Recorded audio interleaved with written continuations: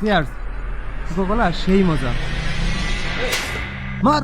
আরে আপনি আমাকে মারছেন কেন? এই চুপ করেন। আপনাদের মতো লেবাসদারি হুজুরদের জন্য আজকে ইসলামের বদনাম হচ্ছে।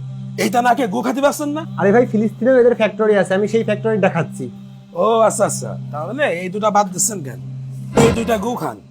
আজব তো, আপনি এগুলোকে গু কেন বলছেন? কারণ আপনি জানেন না যে এগুলো জারজ দেশের পণ্য?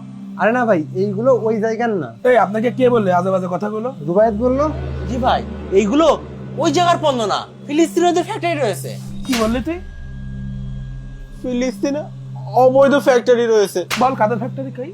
মানে ওদের। কি? এগুলো ওদের পণ্য? জি হ্যাঁ, এইগুলা ওদেরই পণ্য। ফিলিস্তিনে ওদের অবৈধ কারখানা আছে, যেটার মুনাফার টাকা ওরাই পায়। যে মুসলিম দেশ খায় খাক, বয়কট করা আপনার ইমানে দায়িত্ব। তাই এইগুলা খাওয়া বাদ দিন, মুসলিমদের পক্ষ নিন।